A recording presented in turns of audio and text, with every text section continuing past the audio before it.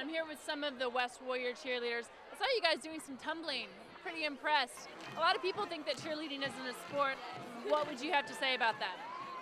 Well, a lot of the people at our school really support us, and it's helped us to excel at what we do, and our coaches helped us a lot also at supporting us and trying to get us to do more difficult things.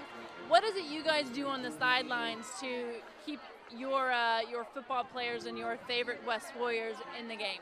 Well, we just have to pump up the crowd and get them pumped up so we make sure that our Warriors do great. Welcome back. Let's move on to the blue and white. The North Saxons had a dismal season last year in the Pioneer League, but this year Todd Croce's squad is looking forward to Ryan McDaniel. He's a strong running back. They're going to build a lot of their offense around it, but they do have some attacks in the air. Let's go ahead and take a look. The North Saxons' outlook is optimistic for their 2010 season. The loss of graduating seniors Brandon Tobias and Sean Gourds leave the Saxons with holes on both sides of the ball.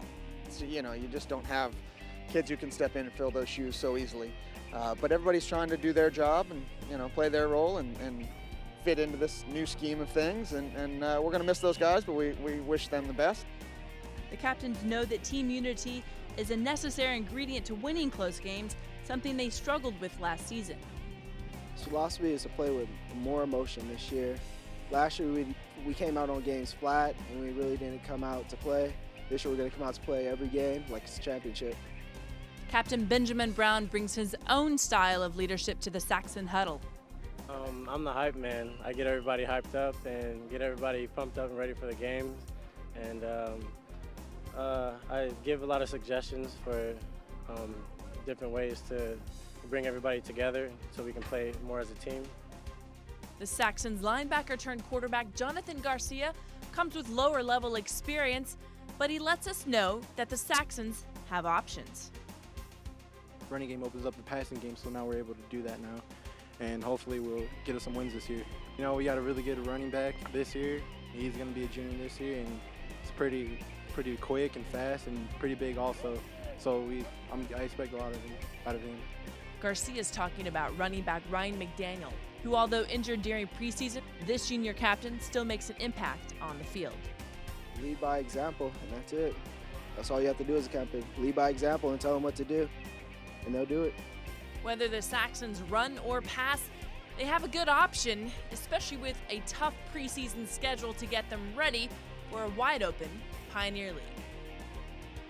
North's key losses, of course, are Brandon Tobias, who's on scholarship at Portland State University, and Sean Gourds is also playing on scholarship at Montana State. We cannot, of course, forget Bren Yamaguchi, who was a wide receiver and DB for last year's Saxons. The key returners are Ryan McDaniels, a running back, Ben Brown, and Jonathan Garcia. Take a look at the scoreboard. North's second game of the season, they routed Peninsula from PV 41-0.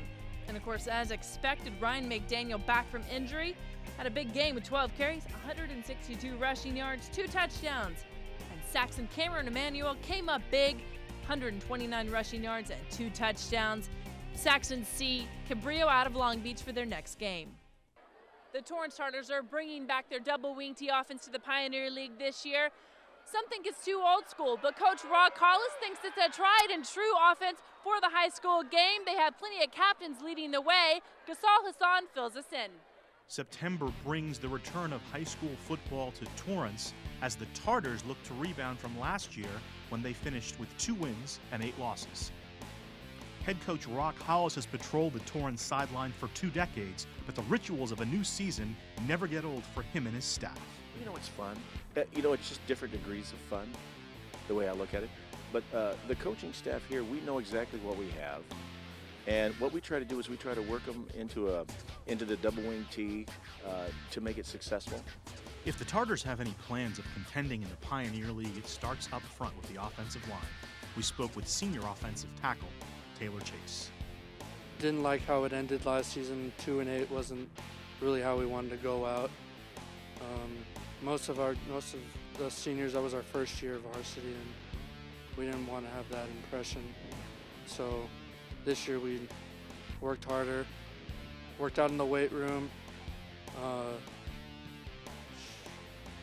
we have a better attitude about everything. We don't take everything lightly. We always go 100% in practice.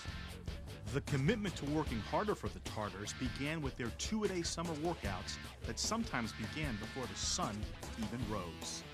2 days gets us prepared. You know, we spent a long spring and summer doing a lot of things without pads. Now we finally get into pads. And the 2 days, you know, what it does is it helps us give us more time to do all the things we need to do, especially with this double wing tee. I think our conditioning is going good right now.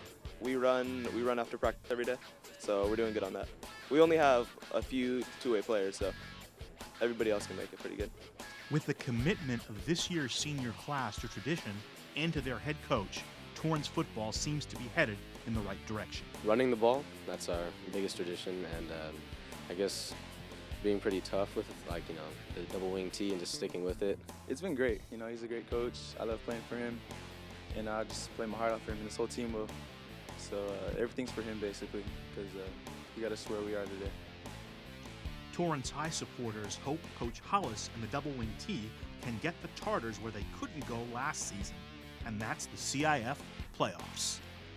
Thanks out to Ghazal Hassan for your first report.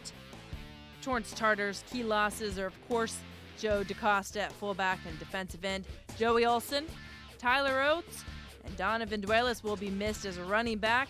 Their key returners, Quaco, Ralph Ramirez, Dylan Abel at running back, and Taylor Chase on both lines, Russell Hoffman and Taylor Tyrone at DB and running back.